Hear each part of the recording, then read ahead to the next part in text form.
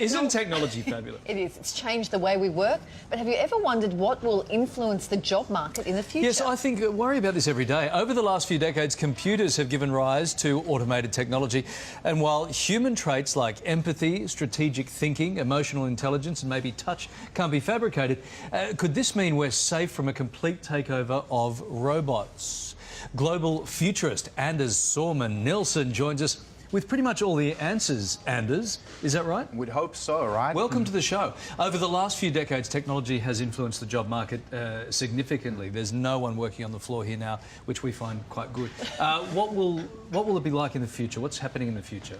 Well, I think every human skill that can be digitised eventually will become digitised. And in many ways, what we're going to see is artificial intelligence doing to our brains what robots and machines have been doing to our brawns, which will impact both blue-collar and white-collar work. Yeah. OK, let's look at some of the jobs that will not exist, say in the next decade, in your opinion. Let's have a look. We've got a list here.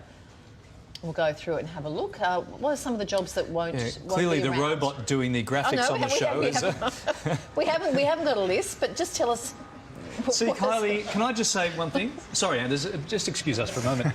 Kylie, if there was a robot doing your job then, that would have been seamless. She'd be doing a lot better job. Yeah, this is what we call human error, operator error. So, of course, the first one being TV presenters. Yes. We won't have any use for you whatsoever in the future. Truck drivers, shop assistants, real estate agents. There's a bit of a list. Absolutely. I mean, truck drivers already. We were doing some work in the United States recently, and the American Trucking Association reckons we'll be short 200,000 truck drivers by the year 2020.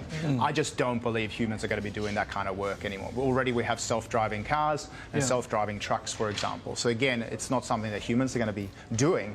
And I think here in Australia we have everything from your person at the point of sale. Already we're replacing that by self-scanning, for example. Yes, yes.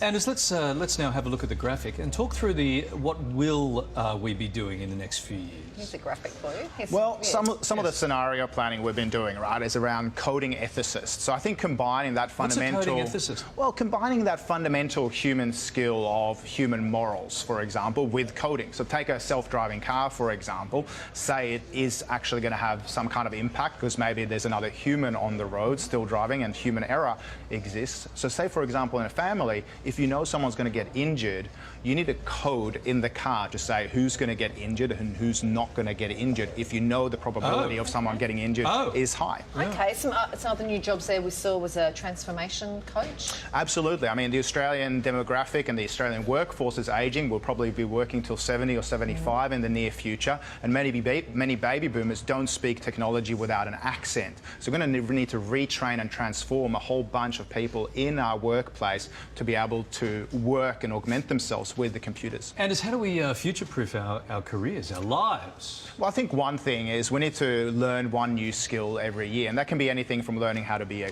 barista to learning, for example, a new coding skill. Cleaning out popcorn. Cleaning out popcorn, even learning how to be a pool boy. Whatever it happens to be, we need to learn new skills. And a pre-mortem is doing just a stock take of the skills that you have. Is that what it's called? A pre-mortem is a little bit of a reverse version of a post-mortem. So we know a post-mortem is no good. We just kind of look back towards the past and go, we stuffed that up. A pre-mortem would be saying, hey, let's imagine it's 2025 and I'm no longer successful in my career. What were the trends I missed? What were the learnings or the education I didn't invest in? And then let's make sure we actually invest in those things instead. And it's lovely to see you. Kylie, I take away from that you need to pay a lot more attention to your pool boy because I fear that one day he'll be replaced by a robot.